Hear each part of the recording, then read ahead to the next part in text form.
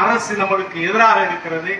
நான் குறைந்தபட்சம் நமது சட்டமன்ற உறுப்பினர்கள் வைக்கக்கூடிய கோரிக்கை என்னவென்றால், சிபிஐ விசாரணை நடத்தி உண்மை குற்றவாளிகளை கைது செய்ய வேங்கவையில் என்று இந்த சிறுமதி வழக்கில் இப்படிப்பட்ட ஒரு அநியாயத்தை, இப்படிப்பட்ட ஒரு மோசமான முடிவை எடுத்த இந்த அரசை கண்டித்து குறைந்தபட்சம் வெளிநடப்பை நடத்தும் கட்டாயம் நமது சட்டமன்ற உறுப்பினர்கள் 4 பேரும் அதை எதிர்த்து வெளிநடப்பை நடத்த வேண்டும். எனது தலைவர் வழிகாட்டி இருக்கிறார் சிபிஐ விசாரணை நடத்த சொல்லி. அதே போல நமது 2000 என்ற காலகட்டத்தில் உசிலம்பட்டி பகுதியில் பஞ்சாயத்து தலைவராக நிற்க முடியாத ஒரு நிலை இருக்கும்போது, 2.5 ஆண்டு இருக்கும்போது நமது சட்டமன்ற உறுப்பினரை தலைவர் தூக்கி எறிந்து விட்டு ராஜினாமா செய்து விட்டு வந்தார். அந்த அநியாயத்தை கண்டித்து கீரிப்பட்டி பாப்பாப்பட்டி தேர்தலை நடத்த முடியவில்லை. கீரிப்பட்டி பாப்பாப்பட்டி கொட்டகாட்சி தேர்தல் நடத்தவில்லை. அதனால் நான் சட்டமன்ற உறுப்பினருக்கு ராஜினாமா பண்ணுகிறேன் என்று சொன்னார். ராஜினாமா செய்தார்.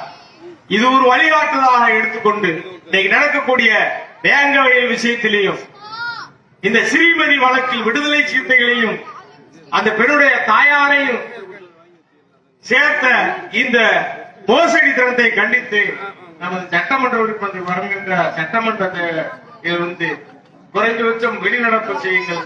நான் சொல்லுகிறேன், மதுரை காரங்கள் விடுதலை சிறுத்தைகள் துவக்க காலத்திலிருந்து 1991 காலகட்டத்தில் தல்லாகுளம் முகாம் செயலாளர், 94 மாவட்ட பிரச்சாரின் செயலாளர், 2000 மதுரை மண்டல செயலாளர், மாநில துணை பொதுச் செயலாளர், மதுரை புறநகர் மாவட்ட செயலாளர், இன்றைக்கு அமைப்பு செயலாளர் இருக்கிறேன். நான் அடிப்படையில் கிளைச்சியாக வந்தவன் என்ற அடிப்படையில் சொல்கிறேன். இப்படிப்பட்ட கொடுமையை பார்த்து கொண்டு நமது சட்டமன்ற உறுப்பினர்கள் இருக்க தேவையில்லை. தலைவர் ராஜினாமா செய்வதை போல ராஜினாமா செய்துவிட்டு வெளியே வந்தால் சிறப்பாக இருக்கும். இந்த அரசுக்கும் இந்த மக்களை பாதுகாப்பதற்கும் ஒரு வழிகாட்டியாக இருக்கும். இப்படிப்பட்ட உணர்த்துவதற்கான ஒரு சரியான ஒரு வாய்ப்பாக நமது சட்டமன்ற உறுப்பினர்கள் முடிவெடுக்கும். நல்லா யோசிச்சுதான் சொல்றேன். இதெல்லாம் தலைவர் செஞ்சிருக்கிறார் ஏற்கனவே. நான் யோசிச்சு இத கட்டாயமா இந்த மாதிரி ஒரு எதிர்ப்பு காட்டுகிறேன். இந்த அவமானத்தை விட வேங்கவையில் அவமானத்தை, அந்த தண்ணியை நான் குடித்ததாக உணர்றேன், அந்த தண்ணியை நான் பருகியதா உணர்றேன். அப்படிப்பட்ட ஒரு கொடுமை நடந்திருக்கிறது.